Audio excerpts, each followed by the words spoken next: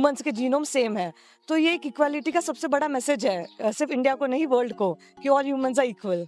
Physical anthropology जिसमें genetics and all की study होती है, तो ये पेपर 1 में हो गया। फिर पेपर 2 में होता है सर इंडियन एंथ्रोपोलॉजी, जिसमें हम बेसिक ट्राइब्स की स्टडी करते हैं, डिफरेंट डिफरेंट रेसेस की स्टडी करते हैं। डार्विन का भी है थियरी, तो इंडियन एंथ्रोपोलॉजिस्ट की भी थियरीज है। बीएस गुहा का भी बात बीएस गुहा की भी बीएस गुहा की थियरी है। सो सर डिफरेंट रेसेस की थियरीज है। जीत की चाहत में संघर्ष की राह है, हर मुश्किल को पार करो, सफलता तुम्हारी है। इन्हीं लफ्जों को साकार करते हुए बार बार विफलता मिलने के बाद भी अपने परिश्रम से अपने परिवार का नाम रोशन करने वाली सावी श्रीकांत बुलकुंडे। सपनों का पीछा करने वालों की कहानियां कभी साधारण नहीं होती। आज हम बात करते हैं सावी बुलकुंडे की, जिन्होंने यूपीएससी सिविल सेवा परीक्षा 2024 में 517वीं रैंक हासिल कर एक नया इतिहास रचा। देश प्रेम और अपने राष्ट्र के प्रति कुछ कर गुजरने का जज्बा सावी का प्रेरणा स्रोत बना। सावी की यात्रा आसान नहीं थी। अनगिनत रातों की मेहनत, कठिनाइयों से भरा रास्ता और एक अटूट विश्वास, यह सब उनकी सफलता की नींव बना। नागपुर शहर से निकलकर सावी ने साबित किया कि अगर इरादे मजबूत हो तो कोई भी मंजिल दूर नहीं। यूपीएससी की एक कठिन राह पर सावी ने न सिर्फ किताबों को अपना दोस्त बनाया, बल्कि आत्म अनुशासन और दृढ़ संकल्प को अपना हथियार। उनकी कहानी हर उस युवा के लिए प्रेरणा है जो अपने सपनों को हकीकत में बदलना चाहते हैं। सावी बुलकुंडे 517वीं रैंक, एक नाम और एक ऐसी कहानी जो कहती है हार मत मानो, क्योंकि आपका सपना आपका इंतजार कर रहा है। एक तार्किक और वैज्ञानिक सोच रखने वाले परिवार में जन्मी सावी, पिता शिक्षक और माता शिक्षिका, लगातार 5 बार विफलता के बावजूद हार नहीं मानते हुए सावी ने राष्ट्र चेतना का आधार बनाकर प्रशासकीय अधिकारी बनने का सपना आखिर पार कर लिया। सावी की तरह आप भी अपने सपनों को उड़ान दें। यूपीएससी हो या कोई और लक्ष्य, मेहनत और विश्वास आपको मंजिल तक जरूर पहुंचाएंगे। आइए मिलते हैं सावी और सावी बुलकुंडे के परिवार से। दर्शकों, आपका स्वागत है आवाज़ इंडिया टीवी में। मैं प्रफुल्ल।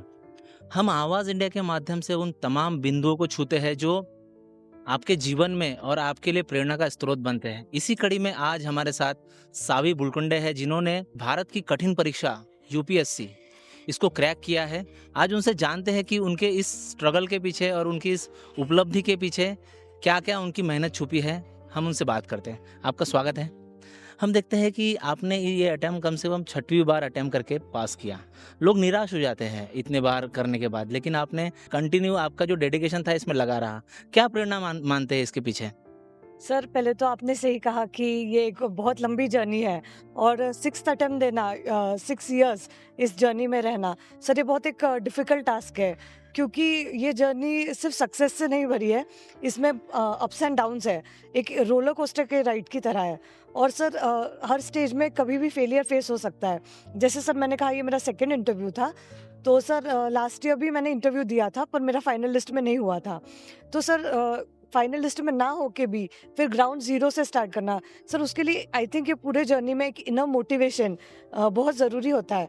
और सस्टेन करने के लिए लॉन्ग जर्नी को एक डिसिप्लिन भी बहुत ज़रूरी होता है, कि आप रेगुलर उतने आवर्स डेडिकेटली पढ़ाई कर पाए, ये भी बहुत एक ज़रूरी है। हम देखते हैं कि आप में आत्मविश्वास आपकी बातों से झलक रहा है। आप बेबाकी से बात कर रहे हैं। क्या लगता है कि इतना, यानी कैसा आपके अनुभव थे? दिल्ली में आपने पढ़ाई की, महाराष्ट्र गवर्नमेंट का जो बार्टी है वहाँ से आपको बैकअप मिला, स्कॉलरशिप मिली। कैसा अनुभव था? एक शॉर्ट में कैसा समझा पाएंगे हमारे व्यूअर्स को? सर जैसे मैंने दिल्ली में रह के पढ़ाई की है, मैंने कोचिंग करी थी दिल्ली से। और सर बार्टी ने भी सपोर्ट किया। उन्होंने एग्ज़ाम ली थी, जो कंडक्ट करी थी स्कॉलरशिप एग्जामिनेशन, सर उसमें मेरा सिलेक्शन हुआ। और फिर उसके आगे उन्होंने मुझे वहाँ पे फाइनेंशियली सपोर्ट किया। तो सर एक फाइनेंशियल सपोर्ट होना बहुत ज़रूरी है ये जर्नी में, क्योंकि एक जो स्ट्रेस रहता है या जो टेंशन रहता है जो फाइनेंसेस से आता है, सर वो एक साइड में रख के मैं पूरी तरह डेडिकेटली फोकस अपने पढ़ाई पे ध्यान दे पाई। आपके नाम से ही, जैसा आपके नाम में सावी है, उसका मतलब होता है प्रकाश, या फिर एक अंधेरे के बाद जो प्रकाश चीर के आता है वो होता है। क्या पॉजिटिव देखते हैं? देश के लिए आप सेवा करेंगे, देश की प्रशासकीय सेवा में आप हिस्सा बनेंगे, कैसा सोचते हैं? क्या एम्स और ऑब्जेक्टिव रखते हैं आप? सब पहले तो जैसे आपने कहा प्रकाश, तो मैं एक लाइट ऑफ पॉजिटिविटी सबके लाइफ में स्प्रेड करना चाहूँगी। मेरी पोस्टिंग कहीं भी हो, एक विलेज में हो या एक कोई सिटी में हो, सर मैं वहाँ चाहूँगी कि पॉजिटिविटी स्प्रेड हो। सर मैं वहाँ चाहूँगी कि कॉन्स्टिट्यूशनल वैल्यूज़ को मैं अपहोल्ड करके मैं कोई भी काम करूँ, मैं कॉन्स्टिट्यूशनल वैल्यूज़ को अपहोल्ड करके करूँ और पूरे इंटेग्रिटी से सर मैं समाज के सारे टप्पों के लिए काम करना चाहूँगी। ओके। हम देखते हैं कि आपने लगभग 12 से 11 लोग नियुक्त हुए हैं। उनको यानी पोस्टिंग मिलेगी भविष्य में। हम देखते हैं कि क्या मार्गदर्शक रहे आपके? कौन से ऐसे लोग रहे जो आपके प्रेरणा के स्रोत बने और यहाँ तक आप इस एग्ज़ाम में आप क्रैक कर पाएँ? सर सबसे पहले तो अनडाउटेडली मेरे पेरेंट्स हैं, मेरे मम्मी पापा जो मुझे ये पूरी इतनी लॉन्ग जर्नी में इन्होंने सपोर्ट किया है। सर जब भी मैं फेलियर फेस करती थी तो सबसे पहले मैं अपने पेरेंट्स से बात करती थी, क्योंकि वो एक मोटिवेशन देते थे। और सर कोई भी लड़की को या कोई भी एक स्टूडेंट हो जिसको अगर पेरेंट्स बोल दे कि तू कर, हम तेरे साथ है, तो सर ये एक बहुत बहुत बड़ा कॉन्फिडेंस देता है करने का। और उसके बाद मेरी सिस्टर है, छोटी सिस्टर, वो भी मेरे साथ रही है पूरे जर्नी में। तो सर उसने भी मुझे काफ़ी मोटिवेट किया है कि गिव अप नहीं करना है, करते रहना है। और सर डेफिनेटली फ्रेंड्स होते हैं जो काफ़ी मोटिवेट करते रहते हैं। हम देखते हैं कि काफ़ी विषय थे। उसमें से आपने मानव शास्त्र जिसको एंथ्रोपोलॉजी बोलते हैं, वो चुना। कैसे क्या चुना उस विषय को? सर पहले तो जब मैंने एंथ्रोपोलॉजी का सिलेबस देखा था तो सर मुझे वो सिलेबस ने बहुत इंट्रिग और एक्साइट किया कि मैं जानूं कि इसमें क्या है। और जब मुझे ये पता चला कि it is all about human evolution के बारे में है, और जो अपने सोसाइटी में सारे इंस्टीट्यूट्स होते हैं, जैसे सपोजिटली इंस्टीट्यूट ऑफ मैरिज हो गया, इंस्टीट्यूट ऑफ कल्चर हो गया या इंस्टीट्यूट ऑफ रिलीजन हो गया, तो इसका ओरिजिन से हम स्टडी करते हैं, तो सर इसकी अंडरस्टैंडिंग हम डेवलप करते हैं। So as a human being also जो मैंने रिलीजन की स्टडी की कि इसका ओरिजिन कैसा हुआ है, तो ये मेरा एक पर्सपेक्टिव बदल देता है दूसरों की तरफ देखने के लिए। और सर मुझे लगता है कि एंथ्रोपोलॉजी जो मतलब जो सीख देता है वो सोसाइटी में बहुत हेल्प करेगी कि एक इक्वालिटी लाने के लिए। आज के टाइम में जो रिलीजन या कास्ट के बेसिस पे डिफरेंशिएट होते हैं, सर आई थिंक एंथ्रोपोलॉजी एक ऐसा सब्जेक्ट है जो मतलब फुल बेसिक अंडरस्टैंडिंग देगा कि every human is similar, 99.99% similar होते हैं सबके जीन्स। हम देखते हैं कि विश्व में काफ़ी बड़े-बड़े युग पुरुष भी हुए, विश्व लीडर हुए। क्या प्रेरणा के स्रोत बने आपके कि और उनके थॉट प्रोसेसिंग में, आपके स्टडी के प्रोसेसिंग में कितना आपको हेल्प मिला? सर सबसे पहले तो डॉक्टर बाबा साहेब आम्बेडकर जो एक मोटिवेशन रहे हैं हमेशा। और मेरे मम्मी पापा भी मतलब हमेशा हमें बचपन से ही कि डॉक्टर बाबा साहेब आम्बेडकर के फुटस्टेप्स फॉलो करने हैं या उनके इतनी मेहनत करनी है।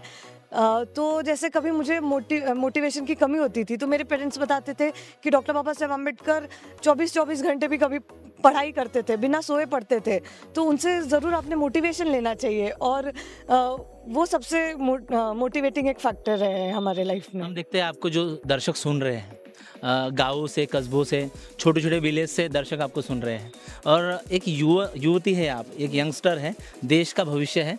क्या मैसेज देंगे युवाओं के लिए और उन सारे दर्शकों के लिए जो आपको सुन रहे हैं, उनको क्या मैसेज देंगे? सर सबसे पहले मैं ये यूथ को ये मैसेज दूंगी जो मैंने मेरे ऑब्जर्वेशन से मैंने नोटिस किया है कि आज की यूथ जो डेमोक्रेटिक प्रोसेस है या पूरा ये पॉलिटिकल सिस्टम है इंडिया का, इससे बहुत डिसोसिएट हो गई है। तो मेरा पहला मैसेज यही होगा कि डेमोक्रेटिक प्रोसेस में पार्टिसिपेट करें, उनका एक वोट भी मैटर करता है, उनका वॉइस भी मैटर करता है।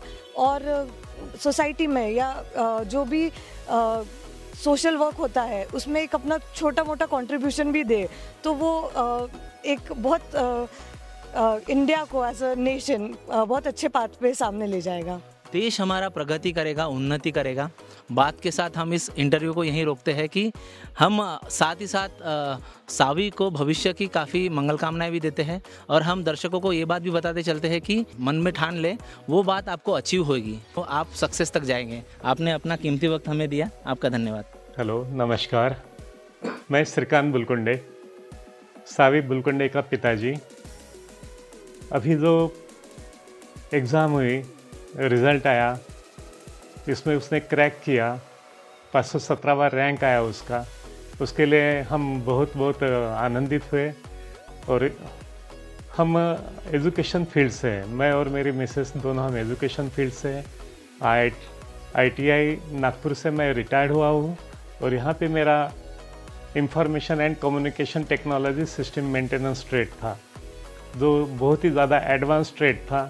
और मुझे पता है कि एजुकेशन फील्ड में जो कुछ भी काम है जो अच्छी तरह से हम निभाना चाहते या करते हैं, तो एजुकेशन का जो इम्पोर्टेंस है उसके कारण ही हमने हमारे बच्ची को आफ्टर ग्रेजुएशन